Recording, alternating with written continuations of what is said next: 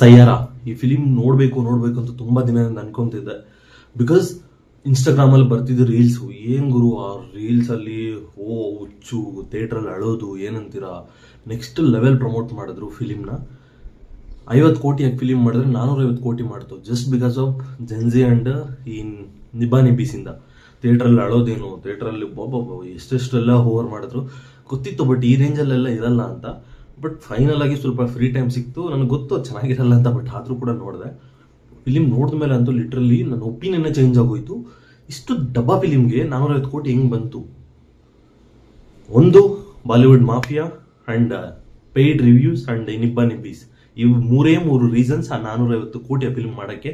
If in case ನಿಮ್ಗೆ ಏನಾದರೂ love stories ಈ ಥರ ಎಲ್ಲ ಏನಾದರೂ ಇಷ್ಟ ಆದರೆ ಹೋಗಿ ನೋಡಿ. ಆ್ಯಂಡ್ ತುಂಬ ಜನ ಬಾಲಿವುಡ್ ಅವರು ನಮ್ಮ ಸಪ್ತಸಾಗರದ ಆಚೆಗೂ ಮತ್ತು ಇದಕ್ಕೂ ಕಂಪೇರ್ ಮಾಡ್ತಿದ್ದಾರೆ. ಕಂಪ್ಯಾರಿಸನ್ ಅಲ್ಲ, 0.0001% ಕೂಡ ಎಲ್ಲೂ ಮ್ಯಾಚ್ ಆಗಲ್ಲ. ಇಫ್ ಇನ್ ಕೇಸ್ ಅವ್ರಿಗೆ ಏನಾದರೂ ನಮ್ಮ ಸಪ್ತಸಾಗರದ ನೋಡಿಸ್ಬಿಟ್ರೆ ಒಂದೇ ದಿನಲ್ಲದೆ ಥಿಯೇಟ್ರಲ್ಲ ಸತ್ತೋಗ್ಬಿಡ್ತಾರೆ ಅವರು. ಆ ಫಿಲಿಮ್ಗೆ ಅಷ್ಟು ಮಾಡೋದಿರಂದ್ರೆ ಈ ಫಿಲಿಮ್ಗೆ ಸತ್ತೇ ಹೋಗ್ತಾರೆ. ಇದು ಲಿಟ್ರಲಿ ಹೇಳ್ತೀನಿ, ನಿಜ. ಹೋಪ್ ಇಲ್ದಂಗೆ ವಿಡಿಯೋ ನೋಡಿದ್ರಿ ಅಂತ ಹೇಳಿದ್ರೆ ಕಂಟೆಂಟ್ ಇಷ್ಟ ಆಗಿರುತ್ತೆ. ಕಂಟೆಂಟ್ ಇಷ್ಟ ಆಗಿದ್ರೆ ಸಬ್ಸ್ಕ್ರೈಬ್ ಮಾಡಿ. ಸಿಗೋ ನೆಕ್ಸ್ಟ್ ವಿಡಿಯೋದಲ್ಲಿ. ಟಿಲ್ ದೆನ್ ಬಾಯ್.